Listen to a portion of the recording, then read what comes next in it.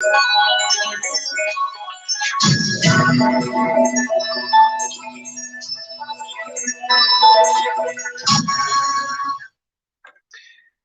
Chingler, restoring everything in Christ with love and truth. Good morning. With Community News, I'm Kennedy Mbewe Jr. Kindly be informed that we're also streaming live on the Radio Chingler Facebook page to you following us on Facebook. The headlines. Escalating of essential commodities and set on dollar residents. Be active in church activities. Create more jobs for the local people. The details. Dollar residents are complaining over the increase in the price of essential commodities such as cooking oil and sugar. The prices of essential goods have continued to escalate amid the high unemployment levels caused by the effects of coronavirus. Residents talked to by Radio Chingler News in Ndola complained over the high poverty levels and unemployment in the country.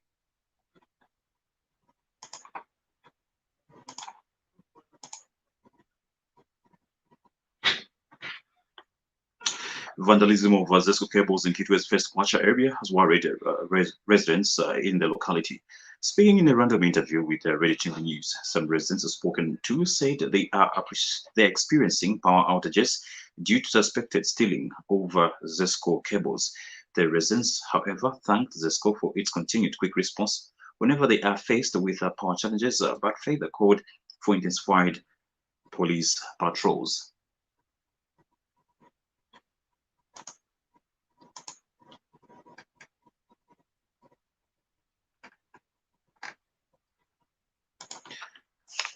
Moving on, and Kwacha Ward Councillor Alex Chimbo said government has a plan of constructing a police post within the area to help curb crime activities. Councillor Chimbo also encouraged residents to be more proactive and report any form of theft.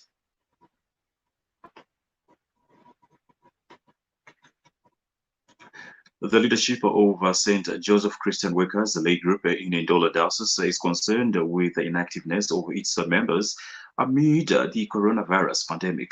St. Joseph Christian Workers Diocesan Chairperson Chisala Kazenene said most members have remained inactive at parish and deanery level.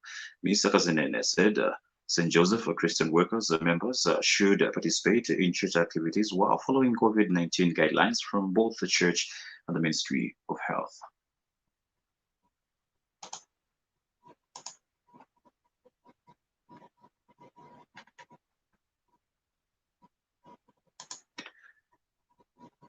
A Gateway resident has appealed to government to create more jobs for the local people by using natural resources. Mr. Francis Kamfwa cited virgin land, water bodies, and minerals, which said the country can fully utilize and create many opportunities for the people and participate in growing the economy of Zambia. Mr. Kamfwa is also seeking empowerment to boost his business of making wheelbarrows using scrap metals.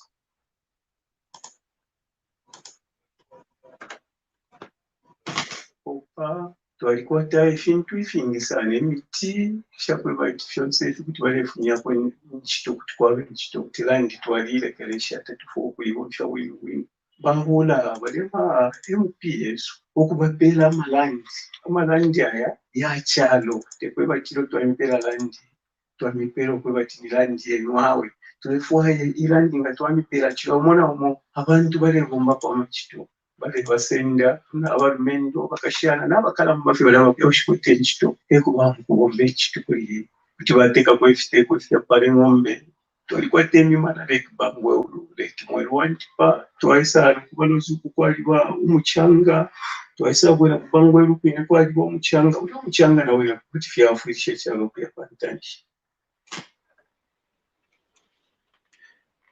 A small-scale farmer has appealed to the veterinary department to be proactive by bringing their services closer to the farmers. Jinton Montaka said that the department should consider putting up deep tanks in farming areas where cattle rearing is common. Mr. Montaka said putting up deep tanks would help farmers to treat animals quickly in case of any outbreak of a disease, of any disease which may wipe out animals such as cattle. Government to help us. This is a disaster. It was 2021 to 2022 farming season. We don't know how people manage to cultivate their lands. Because most of the farmers lost their animals. A few of those that have remained with the few animals, they've actually been bring their animals to dollar at fixed where they're selling, so probably they could realize some money and be able to buy or restock their livestock once the disease is started over. So this is our appeal to the government that we could be helping the way, especially the issue of tick tax. We know this is very key in livestock management. Without tick tax, we cannot manage to contain some of these diseases that are actually breaking out due to the legal. Community news comes to you in the community service of Radio Chingalo with compliments of Windows Zambia Bank and the National Institute of Public Administration. The Southern African Center for the Constructive Resolution of Disputes SACOD has observed that equitable access to water remains one of the challenges despite the country having abundant water bodies. SACOD Executive Director Boniface Chembe said has since urged authorities in Zambia and the region to ensure right measures are put in place to safeguard water. Mr. Chembe said this to Radio Chingalo News in the aftermath of the World Water Day held under the theme Valuing Water.